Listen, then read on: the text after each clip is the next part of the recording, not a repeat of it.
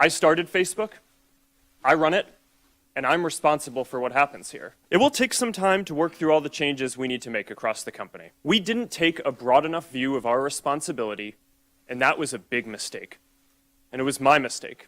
And I'm sorry, and I'm sorry, and I'm sorry, and I'm sorry, and I'm sorry. Mark, it's too late. You've already cost your shareholders billions of dollars chasing virtual reality when everybody knows that the next big thing is augmented reality. You got on the wrong train heading to the wrong city. But that's a video for another day. Today I'm going to be talking about the fact that Meta is reporting earnings for Q1 2023 tomorrow, Wednesday, after market close. We're going to be breaking down the fundamentals and the technicals and what I'm keeping my eye out for, ultimately with one question in mind. Is it time to load up on Meta for the next push higher, or is it time to unload this overpriced stock?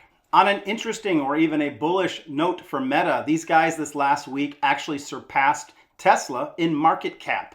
Does this mean that Tesla is undervalued? Does it mean that Meta is overvalued? Or perhaps who's doing a better job right now running their company, Mark or Elon? Who do you think will end with a higher market cap by the end of the next quarter? On a quick update for Tesla, I gave everybody this $164 support range. When it was above that and it had held it for a day, I got into some calls. But when it fell beneath that, I had to switch those over to some puts. So I'm going to stay in puts on Tesla until we find out where this is ultimately going. And I'll tell you that my change of mind will only occur if it closes back above $164 and stays there. Let's recap some of the earning calls that we've already had this week. On Sunday, I told you guys that the banks were reporting, First Republic as well as Credit Suisse, and I said to you guys I wasn't going to touch them. I felt that the charts looked terrible. And since then, we've seen that First Republic has dropped an additional 20%. And that,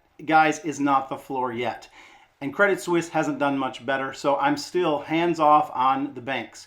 And McDonald's, I had said that these guys were doing great and probably killed earnings, and lo and behold, they had better than expected earnings per share, better than expected revenue, and the stock momentarily spiked up. I told you guys it was at the top of the range, and I didn't see it having much more momentum to the upside, and since then it's fallen $3 or $4.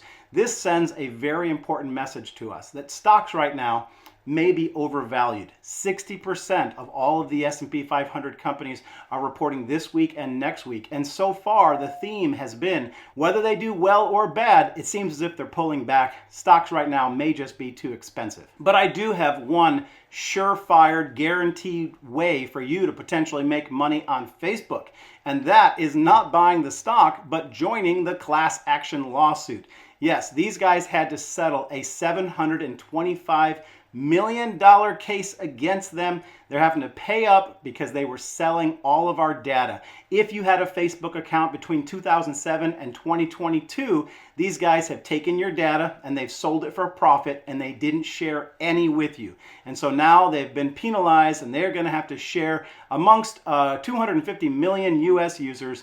In my mind, a measly under $1 billion penalty. If we stop and think about the profit that these guys have made on selling our data and using our data for over a decade, I'm telling you, in my view, $1 billion, under $1 billion is a win for Meta and a loss for all of us. But that might be the only surefire way to make some money with Meta in the next couple months. Let me know in the comment section if you guys trust Meta right now with your data still, or do you think there's going to be another round of distribution in the coming days? All right, let's talk about some of the fundamentals. Meta is still laying people off. That's been a big focus of Mark Zuckerberg's, and it's the only reason why the stock turned around at $88 and has moved up to 150% to $220 and above. Now, it came out in the last couple of months, a previous Meta recruiter did a tweet and said that she had been paid $190,000 per year to do absolutely nothing. This had been reported in the Wall Street Journal. Now, these types of stories had become the norm in the recent years when big tech was having all this easy money. They were going unchecked. These big tech giants were just ruling the land, doing whatever they wanted with their users, and spending money like crazy. All of that easy money environment has come to an end, and it's time for these guys to face the reality that they might be behind the technology technology curve, especially when we saw AI just explode out of nowhere. And we're seeing that some of these companies are doing much better with AI than others. And the only way they're going to survive is to just lean up and cut down. And I'm going to use Elon as a positive example for this with Twitter. These guys laid off 80% of the staff. That's a whole lot of fat. But this Wall Street Journal and this post by this recruiter who was getting paid $190,000 for doing absolutely nothing, as she claims, validates the fact that these guys needed to cut. Now, I saw some very interesting tweets on that information. A guy by the name of Goldmember says, I would have done nothing for half of that salary. Can't argue with that. Another guy by the name of Pop says, don't hate the player, man, hate the game. Can't argue with that. A person by the name of Stewie says, I'm fully qualified for that job. And then someone by the name of Fort says, so then Meta firing 21,000 people is a good thing. Keep trimming the fat. Absolutely, it was a good thing. It was necessary, and it was the only way they were going to survive. And on that note, over the last quarter, Mark Zuckerberg has absolutely been continually focusing on cutting the fat. Matter of fact, he said 2023 has become the year of efficiency.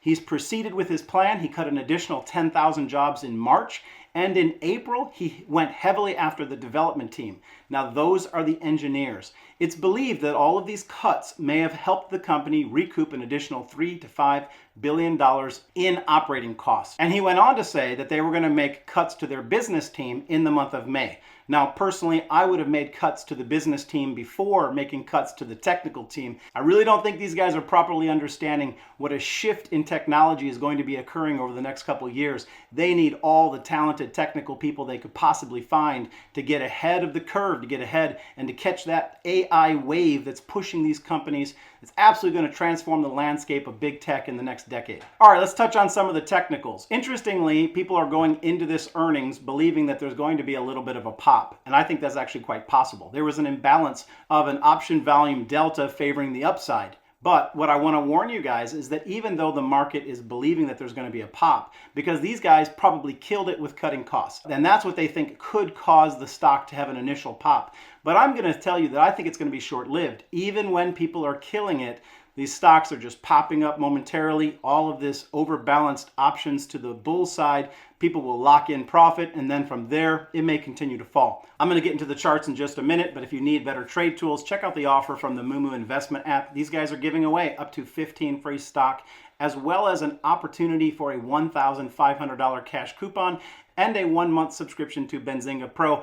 But the best part of moomoo is the chat group that I host on the app called Stock Josh Fam. So get your free stock, start investing, and then come find us over in our chat group. All right, let's talk about some of the charts. Now, last quarter, I did talk to you guys about where there were levels of support and what I saw potentially could happen. Let's just check out this video. Like when it was oversold and I called it a buy, it is clearly now overbought at a high of 86% on the RSI on Thursday, February 2nd. Let's get into the support and resistance.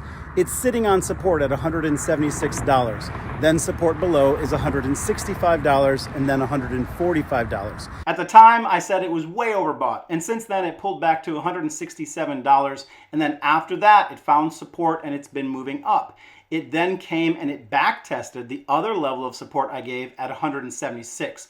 And when it closed back above that, it's taken off ever since, moving all the way up to a local high of $222. And as I said earlier, $222 is 150% from its local low of $88 that it made last November 2022. With this massive run-up, it's still 45% down from its all-time highs, and I don't think we're going to be able to close the gap on that difference on these earnings. What I actually think is going to happen is we're going to go into a new trade range. I think we might get a little pop, it's going to fade out, and this is going to be the new trade range.